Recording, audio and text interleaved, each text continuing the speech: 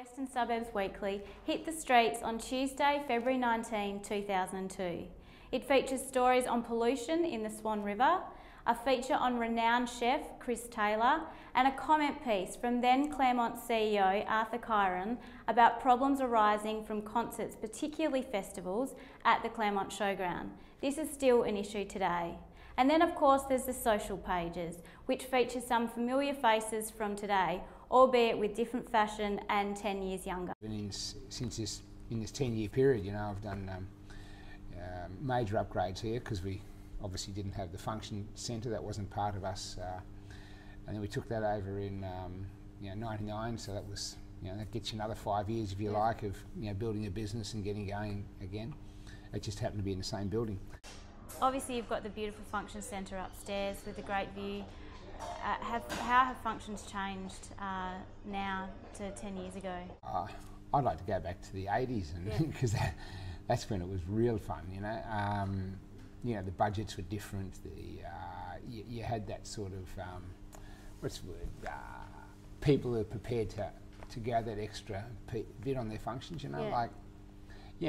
Events more than functions. Functions are a shocking word, but when you have an event where they're not just their budget, but they really want to put on something special, that's what we'd like to get involved. And when you can sit down and you can talk about, food-wise, we would talk about, food stations, not theming it up for the sake of theming, but certainly, making it more interesting and different products, different produce, different styles of service. That's great. Chris, you've featured a seafood dish in the first edition 10 years ago. Would you still feature that dish if you had to choose a recipe today? Food does date, no doubt about that. But what has been interesting over, probably not last 10 years, but last 15 years would be some of the, you can't reinvent the classics. Peter, you were Mayor of Claremont for 12 years. Over that 12 years, what sort of relationship did you have with the Western Suburbs Weekly? Always a good one, Denise.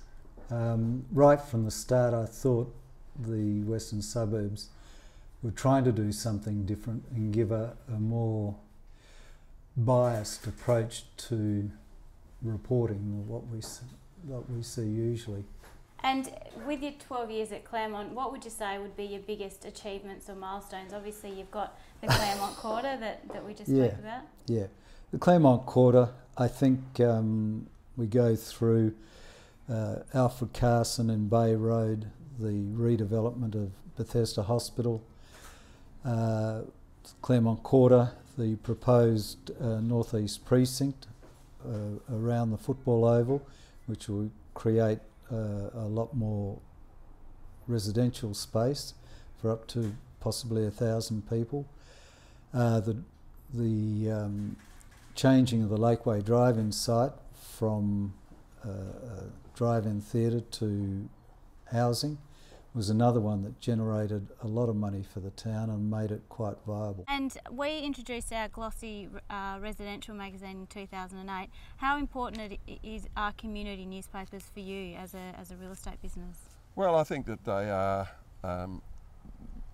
part of the overall marketing strategy. You've got your classified section in the main West Australian, and then you've got your community newspapers, and then you've got your websites. The websites have come into play a lot more in the last few years, but really everybody loves their community newspapers. Everyone reads them. There's always points of interest in them, and so if they can open up the newspaper like the old 2002 edition that we saw, was that the first edition? It was, the first edition. If you open up that and you see a full, piece of paper showing the highlights of the property, it still works. It's still part of the program. And the other thing I like about community newspapers is that the editorial is a bit more down to earth. What was your first thought when you look back at that paper then and saw what you were wearing? Well, my first thought was, oh my goodness me, thank goodness that one's in the bin there. But yeah, I was really quite taken aback because at the time I would have considered myself to be really quite fashionable and looking quite okay. And yet when I look back and quite hideous. So I know that the wedges are back in, but they sort of a little bit of a different style. I think the only thing I've got from that photograph. I've still got my lovely little gold necklace that I bought in Florence, but apart from that, everything's been binned a long time ago. The basic brief was to create something that hadn't really been done before, something a bit breezier, informative, but with a more open brief in terms of lifestyle and so forth. You were editor for 5 years. What were some of the highlights over that time? I enjoyed working a bit with Peter Robertson, the triathlon world champion. Did quite a few things with him, and I remember Andrew did fantastic cover with under the water at Challenge Stadium. I guess there were the privileges of working with people who were doing things at a high level, and also just developing the relationships with some of the councils. Certainly, I had a long relationship with, say, Claremont Council. The Western Suburbs Weekly continues to embed itself into the vibrant Western Suburbs community, providing up-to-date, local and relevant news to its loyal reader base. We continue to deliver great results for our clients and seek improvement across our network wherever possible. We are well poised to take advantage of the great place that community newspapers has within the market. With our engaged workforce and professional outlook, our future is guaranteed.